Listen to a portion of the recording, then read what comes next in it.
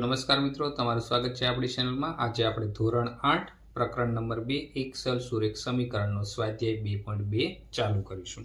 તો સ્વાધ્યાય 2.2 નો દાખલા નંબર 4। મિત્રો 4માં દાખલામાં શું કીધું છે? x-5/3 બરાબર x-3/5। તો મિત્રો આપણો આનો ક્રોસ ગુણાકાર કરી દઈએ। તો આ 5 ને આના સાથે ગુણાકારમાં લઈ લઈએ તો 5x-5। આ 5 ક્યાંથી આવ્યા મિત્રો? ક્રોસ ગુણાકારમાં બરાબર 3 આની સાથે ગુણાકારમાં લઈ લઈએ x-3। બીજું તમે કહી શકો તો જે ભાગાકારમાં છે એ ગુણાકારમાં વહી ગયું, આ બાજુ ભાગાકાર હતું એ પણ ગુણાકારમાં વહી ગયું।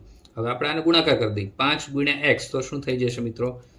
5x માઇનસ 5 25 થઈ જશે બરાબર 3 × x એટલે 3x અને માઇનસ 9 થઈ ગયા। હવે મિત્રો x વાળા પદ આપણે એક બાજુ લઈ લઈએ, ચોથું શું થઈ જશે? 5x આ 3x પ્લસ હતા બરાબરની સામે બાજુ આવે એટલે માઇનસ થઈ જશે બરાબર બરાબરની સામે માઇનસ 9 હતા। હવે આ -25 બરાબરની સામે બાજુ જાય એટલે કેવા થઈ જશે? પ્લસ થઈ જશે। 5x માંથી 3x કાઢી દો એટલે 2x થઈ ગયા બરાબર। હવે 25 માંથી હું 9 કાઢી દઉં તો 25 માંથી 5 કાઢો એટલે 20 અને બીજા 4 એટલે કેટલા થઈ ગયા? -16। હવે મિત્રો જો આ -9 છે અને આ +25 તો +25 છે એ 25 સંખ્યા મોટી છે અને આગળ પ્લસ નિશાની એટલે આ નિશાની કેવી થઈ જશે? પ્લસ થઈ જશે। હવે x સાથે 2 ગુણાકારમાં છે, ક્યાં જશે? ભાગાકારમાં। તો 16/2 થઈ ગયા તો શું થઈ ગયું? 8 × 2 = 16। 2 કટ થઈ ગયા તો x ની કિંમત આપણને કેટલી મળી? 8 મળી। તો આ દાખલા નંબર 4 પૂરો। ત્યાર પછી મિત્રો દાખલા નંબર 5 તો એમાં શું છે? 3t - 2/4 -2t + 3/3 બરાબર 2/3 - t।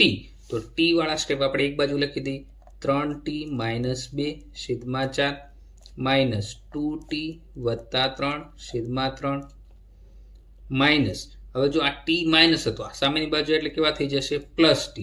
+t બરાબર 2/3। હવે t ના છેદમાં કાંઈ ના હોય તો તમે 1 લખી શકો। હવે છેદમાં 4, 3 અને 1 થઈ ગયો તો એનો આપણે લસા લખી દઈએ।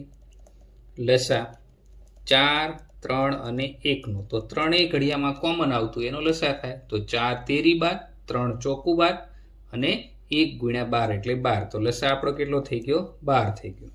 હવે પહેલું સ્ટેપ હતું 3t - 2/4 તો અહીંયા 12 લાવવા માટે આપણે કેટલા વડે ગુણવા પડે? 3 વડે। તો ઉપરના સ્ટેપને આપણે 3 વડે ગુણી દઈએ માઇનસ અહીંયા છેદમાં 3 છે આને 12 લાવવા માટે કેટલા વડે ગુણવા પડે? 4 વડે। તો ઉપર એ 4 વડે ગુણશું પછી આખું સ્ટેપ લખી દઈએ 2t + 3 વત્તા t ના છેદમાં 1। હવે અહીંયા 12 લાવવા માટે 12 વડે ગુણવા પડે તો ઉપર આપણે 12 લખી દઈએ બરાબર 2/3 એમ નામ રહેશે। હવે આપણે ગુણાકાર કરી દઈએ મિત્રો 3 તેરી 9, 9t માઇનસ 3 × 2 = 6 છેદમાં 12 માઇનસ નિશાની 4 × 2 = 8t।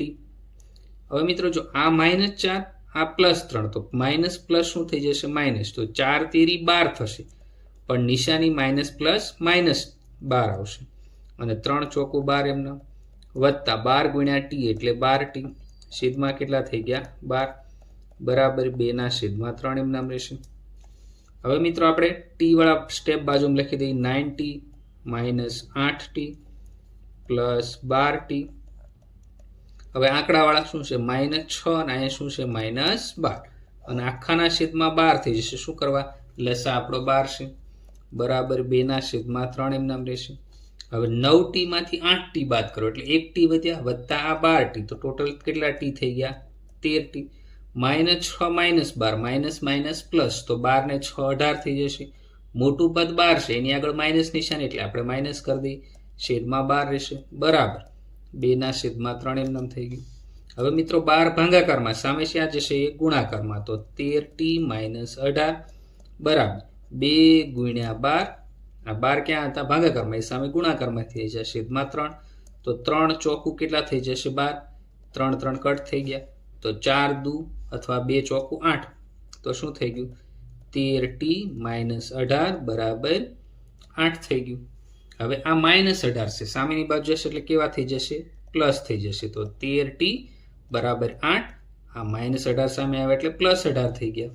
હવે શું થશે મિત્રો? 13t એમના 8 અને 18 કેટલા થઈ ગયા? 24 થઈ ગયા। તો t સાથે 13 ગુણાકારમાં એ હવે ક્યાં જશે? ભાગાકારમાં 26/13 26 ની જગ્યાએ 13 ગુણ્યા 2 તો 13 દુ 26 થઈ ગયા, 13 13 કટ થઈ ગયા, તો t બરાબર આપણો આન્સર શું આવી ગયો 2. તો એ આપણો ફાઇનલ આન્સર થઈ ગયો t બરાબર 2. ત્યાર પછી મિત્રો દાખલા number 6 m minus m minus 1 ના છેદમાં 2 બરાબર 1 માઇનસ m માઇનસ 2 છેદમાં 3. તો મિત્રો સૌપ્રથમ આપણે શું કરશું, m વાળા પદ એક બાજુ લખી દઈએ, m માઇનસ 1 છેદમાં 2.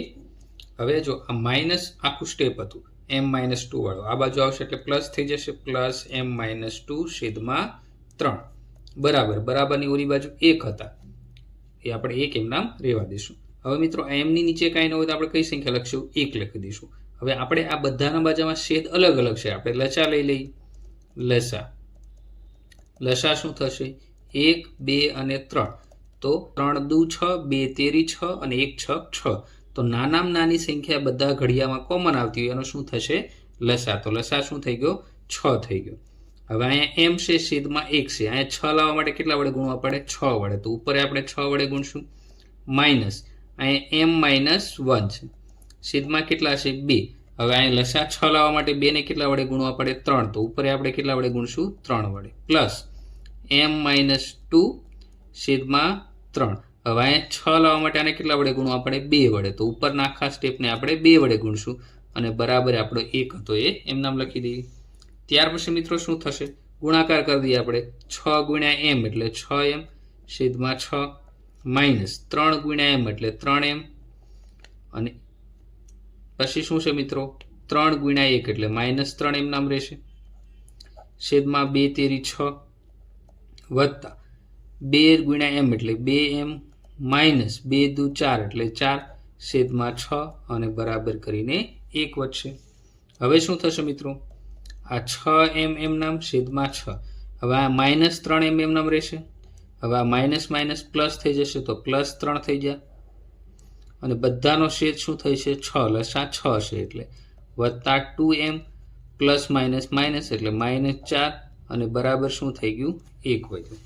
હવે આપણે આની m વાળા પદની બાદબાકી કરી દઈએ. તો 6m માંથી 3m બાદ કરશો એટલે 3m અને પ્લસ 2m, તો 3 ને 2 કેટલા થઈ ગયા 5m વત્તા 3 ઓછા 4, તો 3 માંથી 4 કાઢો પ્લસ માઇનસ માઇનસ તો માઇનસ 1 થઈ જશે. 4 મોટા છે એટલે માઇનસ નિશાની છેદમાં 6 બરાબર અહીં કેટલા વધ્યા 1 વધ્યા. આ 5m માઇનસ 1m નામ રહેશે. હવે આ 6 ભાગાકારમાં સામેની બાજુ જશે એટલે કેવા થઈ જશે ગુણાકારમાં થઈ જશે. તો શું થઈ ગયું મિત્રો 5m માઇનસ 1 બરાબર 6 એકા 6 થઈ ગયું.